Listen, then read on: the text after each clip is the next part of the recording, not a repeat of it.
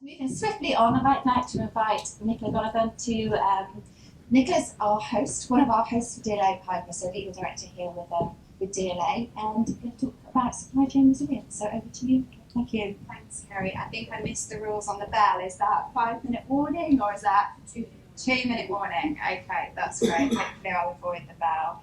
Hi everyone, it's nice to meet you. I'm Nicola Donovan. I am a legal director here at DLA Piper, based in our London office here, so it's great to be with you. And I am a technology and sourcing lawyer.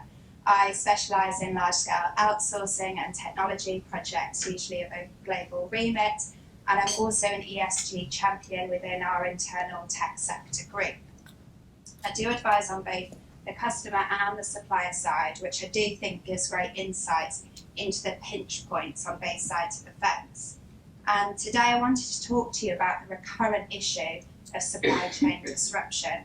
So I think we all know that recent events such as COVID, cyber attacks, price fluctuations, and also the increasing frequency and severity of natural disasters are really testing global supply chains. And that's something that is impacting our clients across all sectors.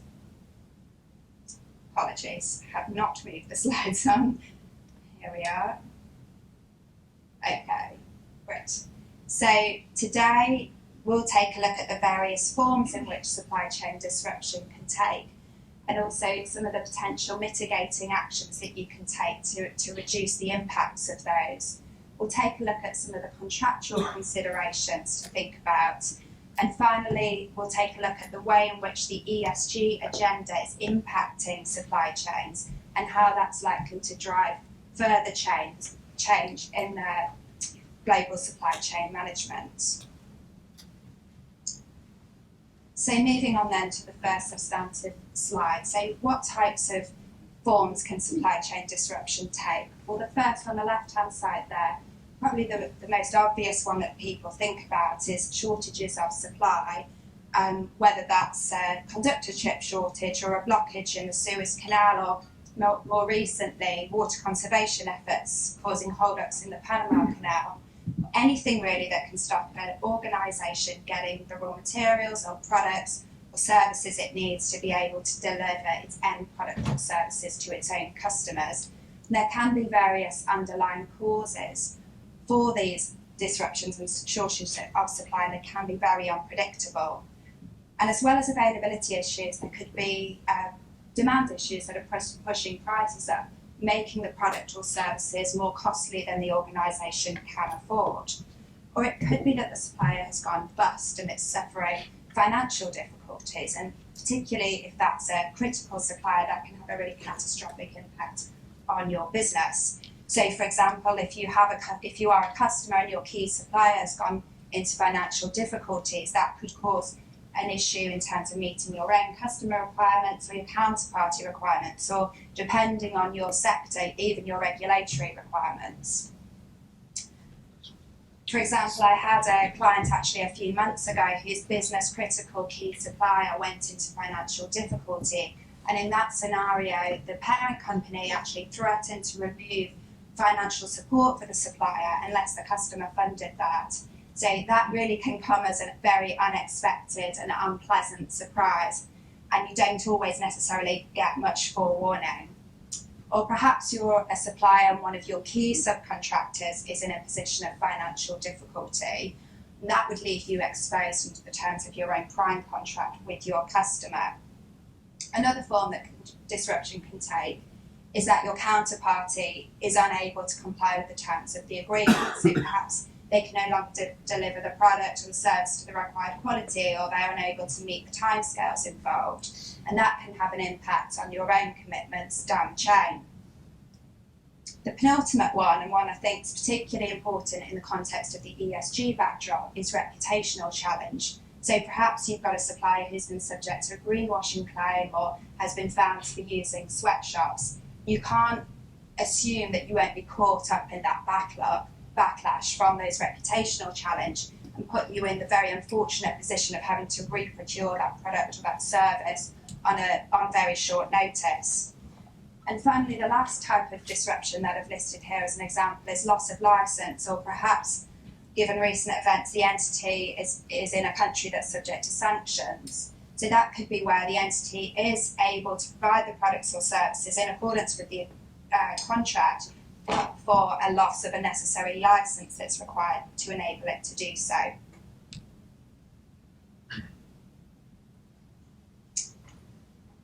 So what are some of the key considerations then to think about in terms of how to manage that supply chain disruption? Well, starting on the top right-hand side there, think about, in terms of your supplier, what's your degree of dependence on that particular supplier? Is it just one supplier that you're dependent on, or do you actually have several you can choose from such that you could switch between them in the event of any issues? If you are dependent on one particular supplier, and especially if that's business critical, how easily and quickly could you re-procure that product or service? And is that something that's likely to take months, or could it be done actually quite quickly because it's reasonably off the shelf? And if it is something that's just a few days, then that's fine.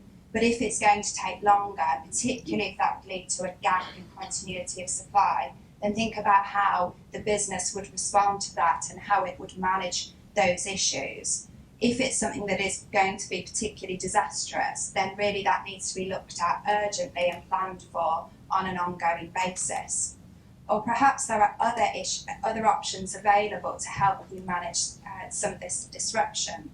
So, for example, from a customer's perspective, and especially in the context of long-term outsourcing agreements, for example, we are used to seeing customer rights of step-in or management oversight rights to allow customers to overcome particular temporary issues with a supplier. Or perhaps there are some financial remedies or even insurance coverage that would help you to make whole on any financial hit that you might have suffered. So think about how adequate those types of options might be in a range of different scenarios.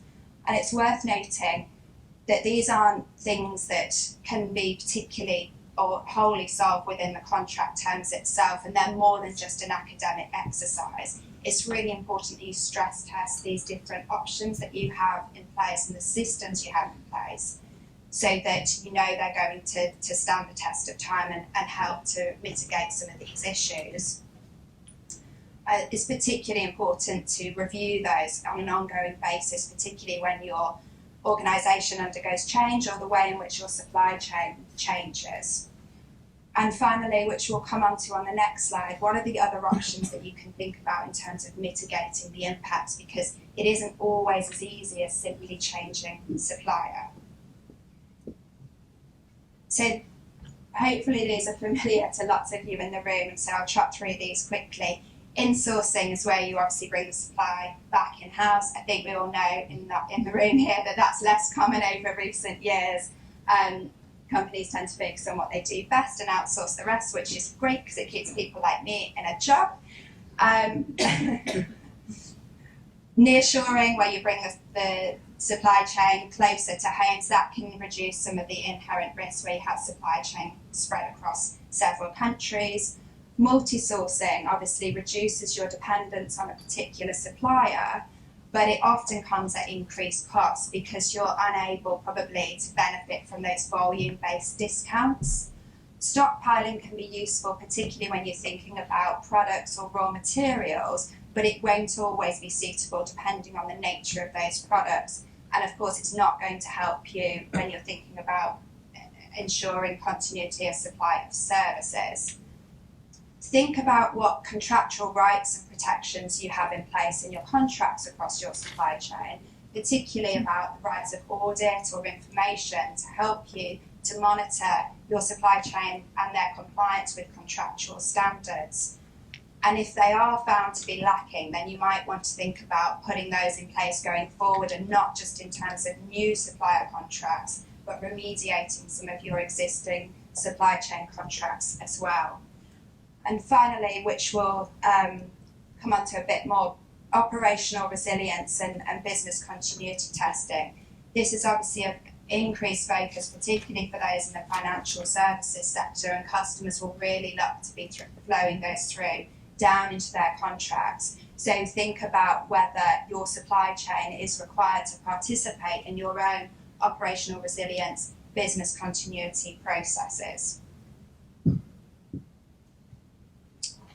So in terms of the contractual angles then, there's various options available, and some of these we've touched on already.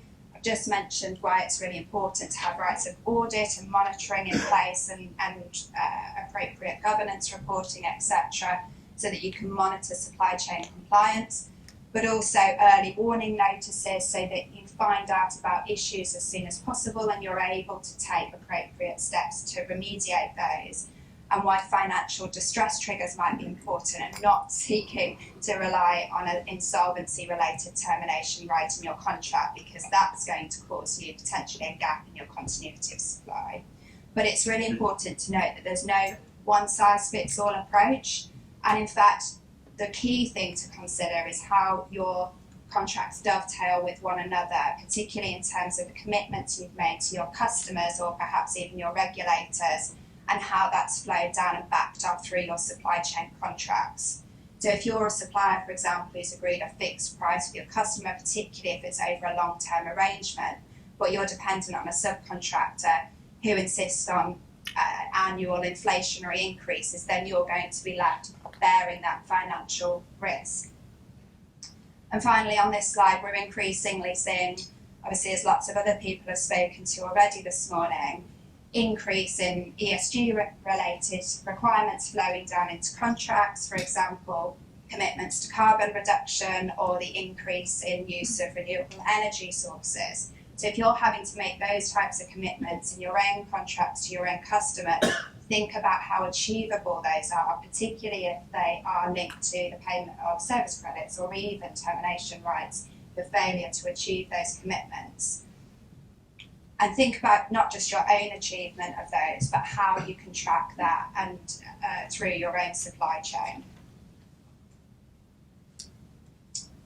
So the final topic that I wanted to touch on today was to look at sustainability and supply chains through, to look at supply chains through a sustainability and ESG lens.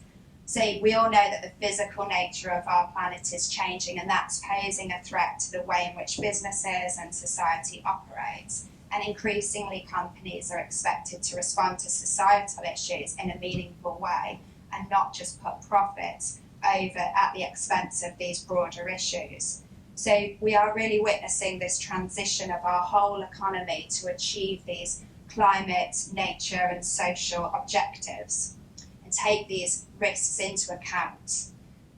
And there are various levers being pulled, and supply chains is one of those, and it's a really important one. And the reason for that is it's really important if you're trying to achieve a global goal. If you are a policymaker who has limited jurisdictional reach, then one of the best ways to get the greatest impact is to reach down your supply chains. As we touched on, there are already an array of ESG related laws across the world, and there's lots more coming down the track, and particularly from Europe is leading the charge in that respect. And they will all have to be taken into account when looking at your supply chain contracts. So in particular, companies are going to be looking to their supply chains to comply with those regulatory requirements in order to avoid fines and penalties that may result from breach of those, and of course reputational impacts as well, but also to meet their internal and their external stakeholder expectations and to attract and retain talent, which is so important. So having a sustainable supply chain is becoming mandatory. Last slide. I thought I would just leave with some questions for you to consider in respect of your organisations. So what is your business purpose? What does your business stand for? And what are your values in relation to ESG and sustainability? What's your governance framework to enable you to achieve that purpose and those values? Think about how you will implement that across your value chain. Think about how you're engaging with your stakeholders and what you're doing from a due diligence perspective. Because companies are going to be put under increasing scrutiny from a regulatory perspective, from a stakeholder perspective, and from the broader public, and particularly if your supply chain is long and complex, it's going to be really important to get on top of these issues. That's it. Thank you very much.